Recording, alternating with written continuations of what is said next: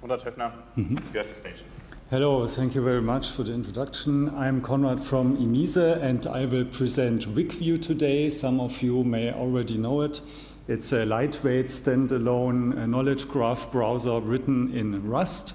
And the problem it's trying to solve is that when you're around for a while in the semantic web community, you have a bunch of small knowledge graphs. Some are lucky to be in a large project where you always work in the same and you have an operational management where you can always maintain it. But often it's like you have 1 year, you have one knowledge graph and then the next and the next and the next. And after a while you have a lot of them. And then the question is, what do you want to do with all of them? Especially the old ones, the 10-year-old ones. Deployments break, the server shut down. You often have like ransomware attacks in Germany right now. And responsibility is often difficult. Like the project is over, the funding is over, the people work somewhere else and no one wants to do anything, but it looks bad. If your stuff is down, it reflects badly on the data set, the value of the data set goes down, and also for the organization it's much better if all the RDF browsers are still up. But the question is, what do you do? Do you invest all the time and money, or do you risk downtime or abandon it altogether? So the goal is to have a generic RDF browser. For the people who don't know what I mean by that, there's a recent paper where they called it Puppy class, which is like an old RDF browser tool. So you put a URI in the browser or in an agent, like you use curl, and you get a representation of a resource from a knowledge graph. For example, it's HTML or is RDF serialization. And this RDF browser should be easy to use, of course, have a good design so it's accepted by the user, but it should also be lightweight, so you should put many of them on a small server that you sometimes have. Should be standalone, so it doesn't break after 5 years because it relies on some other component that goes down. And it should also be very quick to set up. You often have a new project with domain experts who don't know anything about semantic web. They want to see something. They want to have an intuition about the data. So you want to set it up quickly, configure it quickly using standards like environment variables. And of course, you want high performance. So if you have all those lightweight containers or programs in one server, it should be quick. So a common architecture is that you have an application server, be it like PHP or you have Java with Tomcat.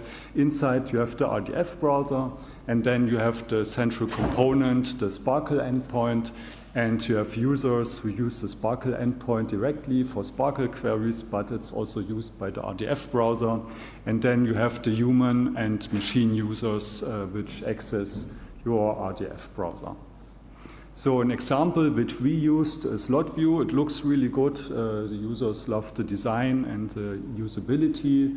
But at some point our server was full and I thought, okay, let's just buy more RAM. It's cheap, but you have to go through all the bureaucracy. And I thought, okay, that's a really good opportunity to do something new. Normally, it's not really worth it because you say, okay, the programmer time is too expensive, but this was a rare opportunity where I could do it.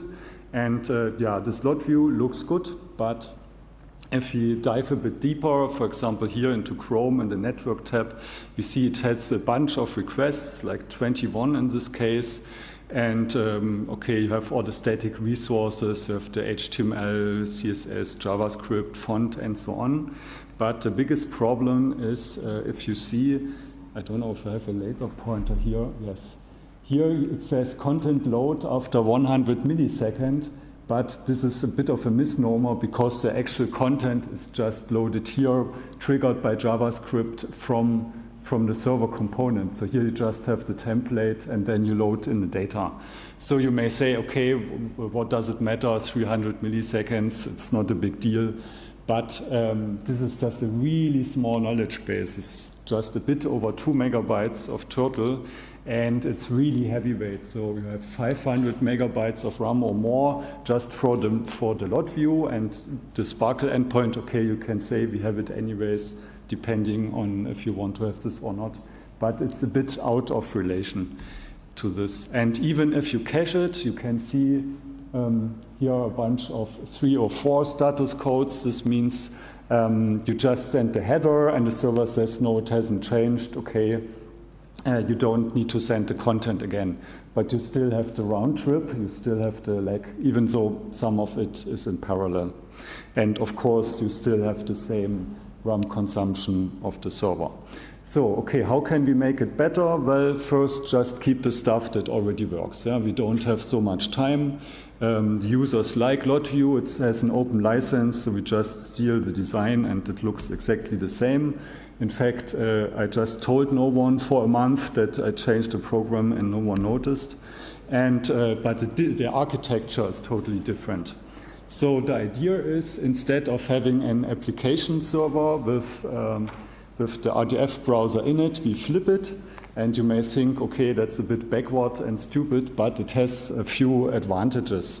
So first we have a binary compiled executable. We don't have a runtime or like some garbage collection or something like this. And we have the web framework and the RDF library inside the executable, which handles all the requests. And we have also compiled in the static resources for good measure. I mean, it won't give you much, but when you are at it optimizing, why not? So this also means you have more control over all the cache headers, cache control, the e-tags. You know exactly, okay, this is a static resource, it won't change. And because RickView loads the knowledge graph at the start, we also know, okay, this is immutable, we can just cache this as well. And at the start, I thought, okay, but Sparkle endpoints can be really fast. RDF libraries are really slow. But there's a big difference. This is a logarithmic scale, so you can see in time to retrieve matching triples for some common triple patterns. It's really a big difference. And really here, the red line at the bottom is Sophia, a Rust library, which is really quick. And so I used this one. And yeah, this may sound a bit like blasphemy, but you don't need Sparkle for everything. And RDF browsers are really good use case, because if you think about it, what is a resource summary? You have the direct relations, which is just a pattern with one constant and 2 variables, where the resource is the subject, and then you have the inverse relation, that's the object. So yeah, you don't need Sparkle. And so this is the architecture of RickView. You have the Actix Web as a web framework inside, and Sophia as a library. So let's look at it now. For the same knowledge base, we have here all the e-tags. So this is the hash for the resources, and we know, okay, it hasn't changed. We don't need to reship it.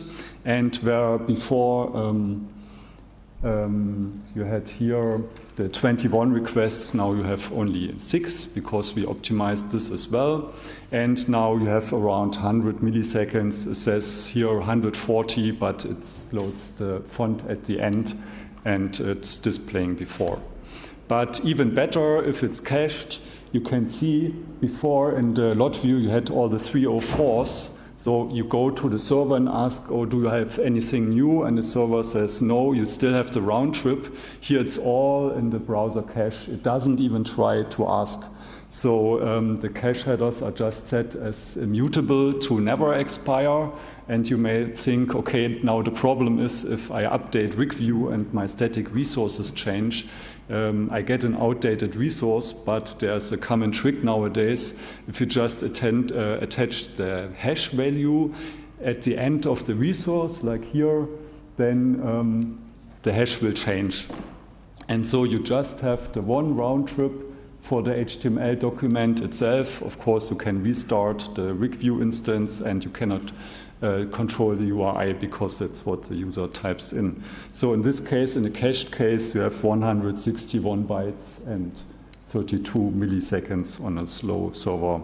After caching and even before, it's 140 milliseconds, it's okay. But the big thing actually is before we had over 500 megabytes of RAM, and now we have 25. So if you have a bunch of those things in one server, you can really save some memory. And you can get it as a Docker image. For example, it has around 18 megabyte. So now we had handled the use case of many small knowledge bases, but someone came to me and says, okay, what if I have one really big one? And I said, okay, that's not the point of RickView, but I thought, okay, there's this thing called HDT, Header Dictionary Triples, where RDF is compressed. And the cool thing is you can still query it in compressed form. So there's the bitmap triples main component, and this allows you the really good fast queries where the subject is constant for the direct relations, and for the inverse relations you have this focused on querying extension which has an object index.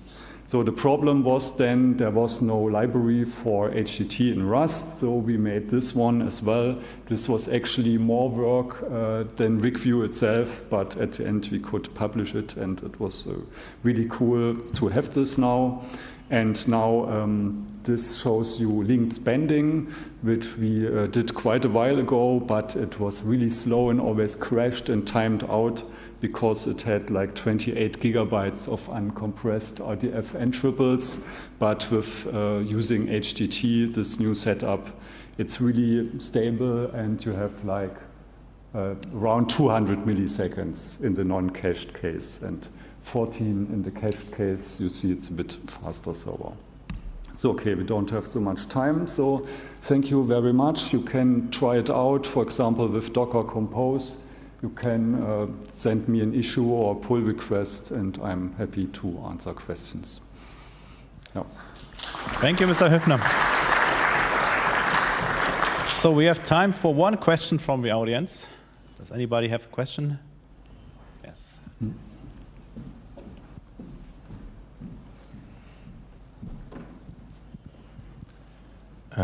HDT is also supported by triple pattern fragments, so there are already implementations to actually get triple pattern fragments via quite sophisticated software. Did you have a look into these, or why didn't you use that? Yes, there were the implementations in Java and C++, and we used those as a baseline for the Rust library.